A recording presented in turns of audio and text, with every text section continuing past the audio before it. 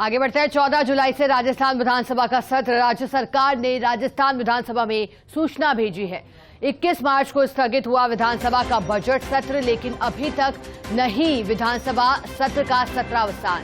ऐसे में विधानसभा का 8वां सत्र ही रहेगा जारी। 14 जनवरी तक राजस्थान विधानसभा का कार्यकाल सत्रावसान नहीं होने के कारण नहीं राजभवन के वारंट की नहीं दरकार।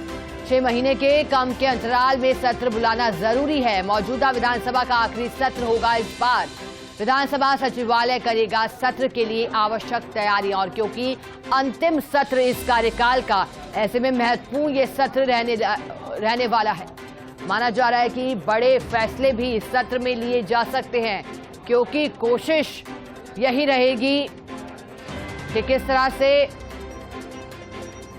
कांग्रेस सरकार रिपीट हो। आपको याद होगा, इससे पहले जब सत्र हुआ था तो बजट भी पेश किया था मुख्यमंत्री अशोक गहलोत ने। 10 फरवरी 2023 को बजट पेश किया था, और अब विधानसभा का सत्र 14 जुलाई से। और हमारे साथ पॉलिटिकल एडिटर योगेश शर्मा जुड़ गए हैं फोन लाइन पर। योगेश जी, 14 जुलाई से सत्र शुरू होने की संभावना बनी थी और अब इस पर मुहर सी लग गई है। क्या कहना चाहेंगे, सत्र में क्या कुछ खास रहेगा? देखिए, बहुत ही अहम है और ये अंतिम सत्र कहा जा सकता है। सत्र ये कहा जा सकता है इस पूरे कहा जा सकता है इस सरकार को लेकर। इस अंतिम सत्र में सभी विधायकों की मौजूदगी रहेगी। एक आखिरी होगा सभी के मिलने जुलने का भी, पक्ष हो चाहे विपक्ष हो, अपने आप में बहुत ही महत्वपूर्ण रहेगा ये पूरा ये सत्र। और इस सत्र को हंगामेदार रहने की पूरी संभावना है, क्योंकि ये आखिरी मौका होगा विपक्ष के लिए भी सदन के अंदर सर को घेरने का। मुझे लगता है कि ये सत्र अपने आप में अहम होगा। राजस्थान की सरकार सत्र में और कई महत्वपूर्ण ऐलान कर सकती है। मुख्यमंत्री और कई नवीनतम घोषणाएं राजस्थान की जनता को देने के लिए विधानसभा सत्र के अंदर ये कहा जा सकता है अपने के कई तीर निकाल सकते हैं। तो पूरी तरह विधानसभा का ये सत्र अपने आप में बेहद खास होगा। कई महत्वपूर्ण विधेयक लाए जाने हैं जो इस सत्र में सामने आएंगे। इसके साथ ही रणनीतिक तौर पर भारतीय जनता पार्टी विपक्ष में है, तो विपक्ष की भूमिका होगी सरकार को कानून व्यवस्था के मुद्दे पर, सरकार की जो घोषणाएं हैं उन मुद्दों पर, महंगाई राहत के अभियान के मुद्दे पर, कमियां खामियां उस अभियान को देकर, विधि के मुद्दे पर, किसानों से जुड़े मुद्दों को देकर, मुद्दों पर सरकार को घेरने का जो विपक्ष नीति है वो यहाँ देखने को मिलेगी। और कहा जा सकता है कि नेता प्रतिपक्ष बनने के बाद राजेंद्र राठौड़ के लिए ये पहला सत्र जब वो अपनी पूरी तरह से नई भूमिका में दिखेंगे। वो गुलाब चंद कटारिया के सारथी के तौर पर नजर आते थे, वो लीडर ऑफ अपोजिशन के तौर पर दिखेंगे। और इसी सत्र में कहा जा रहा है कि राष्ट्रपति द्रौपदी मुर्मू राजस्थान आएंगी और वो विधानसभा में तमाम एक महत्वपूर्ण कार्यक्रम में शिरकत करेंगी। उसकी भी पूरी तैयारी है। संभावना है कि राष्ट्रपति द्रौपदी मुर्मू का भी 14 जुलाई का ही आना प्रस्तावित बताया जा रहा है।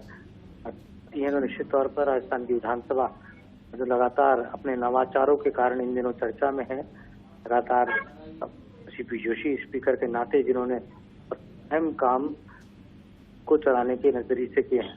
ऐसे सेमिनार, ऐसे कार्यक्रम पहले कभी देखने को नहीं मिले राजस्थान की विधानसभा में, वो पहली बार हमें राजस्थान की विधानसभा में देखने को मिले हैं। चाहे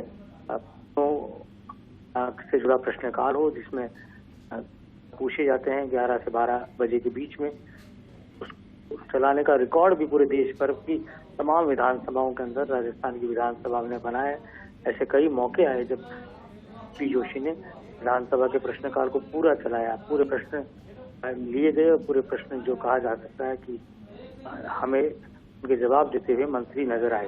इसके साथ ही चाहे स्थगन का सिस्टम हो, चाहे पेपरलेस विधानसभा की दिशा में राजस्थान की विधानसभा ने उत्तम काम किए हैं। साथ ही डिजिटल म्यूजियम अपने आप में बड़ी उपलब्धि राजस्थान की विधानसभा की रही। डिजिटल म्यूजियम बनाया गया जिसका उद्घाटन हुआ। और इस सत्र के अंदर हम देखेंगे कि बहुमंजिला विधायक आवासन मंडल ने तकरीबन 7 महीने पहले इस निर्माण को पूरा करने का एक रिकॉर्ड बनाया है। बहुमंजिला आवास का भी ये कहा जा सकता है कि आगाज किया जा सकता है। इस पूरे इस सत्र के दौरान हमें लगता है कि वो बहुमंजिला आवास विधायकों को समर्पित कर दिया जाएगा। साथ ही कॉन्स्टिट्यूशनल क्लब भी बनने की और अग्रसर है, उसकी भी अंतिम दौर में कवायद चल रही है।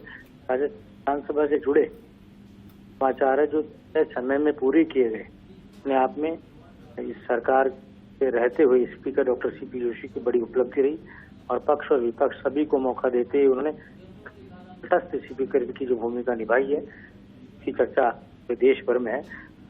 तमाम इस विधानसभा साक्षी बनी थी जब तमाम राज्यों के विधानसभा अध्यक्षों का एक सम्मेलन भी हुआ। ये विधानसभा साक्षी बनी उस घटनाक्रम की जब यहाँ पर हमें बाल विधानसभा देखनी पड़ी, जब विधायकों ने विधानसभा को के सत्र को चलाया। जी बिल्कुल योगेश जी, महत्वपूर्ण ये सत्र, बहुत शुक्रिया।